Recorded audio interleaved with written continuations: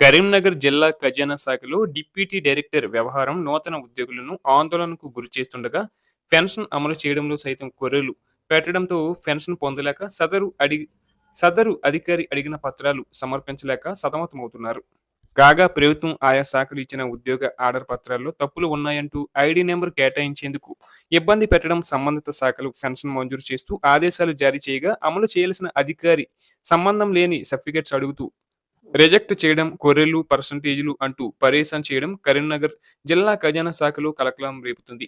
ID number ఇచ్చేందుకు ఇబ్బందులు.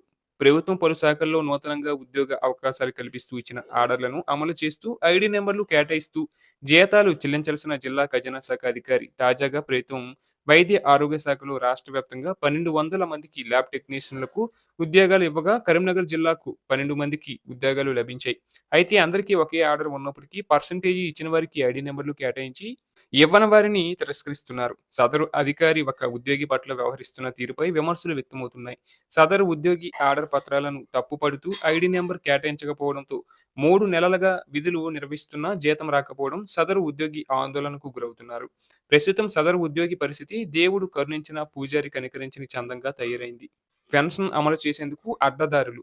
ఆయా శాఖల్లో పనిచేసి ఉద్యోగ విరమణ చేసిన వారికి లేదా ఏదైనా ప్రమాదం లేదా ఆరోగ్య సమస్యలతో మృతి చెందిన ఉద్యోగి కుటుంబ సభ్యులకు పెన్షన్ అమలు చేయాల్సిన ఖజానా శాఖ అధికారి అందుకు విరుద్ధంగా వ్యవహరిస్తూ పెన్షనర్లను ఇబ్బందులకు గురి చేస్తున్నట్లు ఆరోపణలు వ్యక్తమవుతున్నాయి.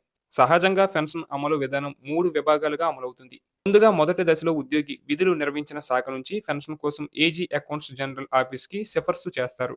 రెండవ దశలో సదరు ఉద్యోగికి సంబంధించి అన్ని ఆధారాలు పరిశీలించి సదరు ఉద్యోగి పెన్షన్కు అర్హుడా అనర్హుడా నిర్ధారించి అర్హుడైతే పెన్షన్ మంజూరు చేసి ఖజానా శాఖకు పంపిస్తారు.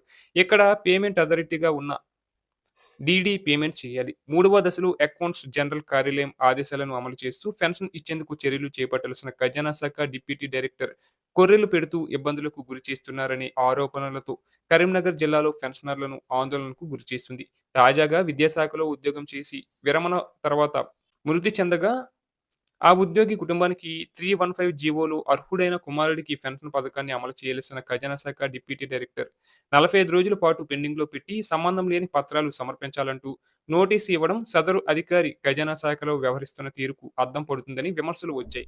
జిల్లా ఖజానా శాఖలో అధికారి వ్యవహార శైలి ఉద్యోగుల్లో ఆందోళనకు కలిగిస్తుంది. నూతనంగా ఉద్యోగాలు పొందిన వారికి ఐడీ నెంబర్లు కేటాయించడంలో, ఉద్యోగ విరమణ పొందిన వారికి 315 జీవోలో పెన్షన్ అర్హులకు పెన్షన్ పథకం అమలు చేయడంలో సదరు ఖజానా శాఖ అధికారి కొర్రీలు పెడుతూ పర్సంటేజీల కోసం నేరుగా బాధ్యతలతో డీల్ కుదుర్చుకుంటున్నారు అనే ఆరోపణలు ఆ శాఖలు కలకలం సృష్టిస్తున్నాయి.